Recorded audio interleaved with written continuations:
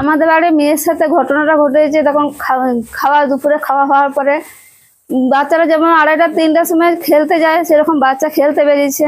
যখন সন্ধ্যা হচ্ছে, অবেলা হচ্ছে, তখন দেখছে যে বাচ্চা ঘর ঢুকছে না। তো যখন চারিদিকে খুঁজছে, তখন ওর মা যখন সবাই খুঁজে ওর মার চোখে পড়ে।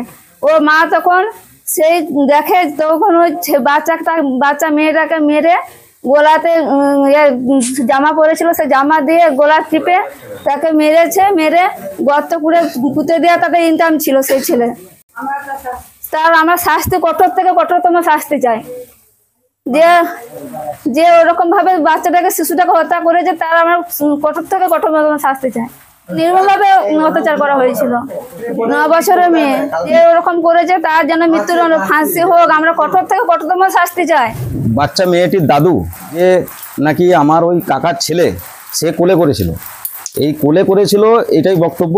তারপরে আমি জিজ্ঞাসা করলাম যে কোলে করেছিল, তারপরে কি পাওয়া যায়নি? বলছিলাম না, পাওয়া যায়নি। ধরে তুলে নিয়ে যাই, এখান থেকে নিয়ে যেয়ে প্রচণ্ড প্রহার করে, মারধর এবং গলায় দড়ি দিয়ে টানাটানি হয়। সম্ভবত মারা গেছে বলেই আমার অনুমান, সম্পূর্ণ সন্দেহবশে।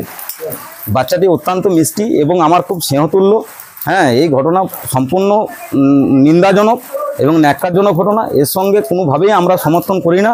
প্রকৃত ঘটনার তদন্ত হোক এবং উপযুক্ত দোষীর শাস্তি হোক। এখানে একটা বাচ্চা মেয়ে ক্লাস 4-এ পড়ে, একটা ছেলে ওকে এখান থেকে নিয়ে আসে, কোলে করে চাপিয়ে, বাচ্চা ছেলে তো ওকুলে বাড়ি নিয়ে এসছে।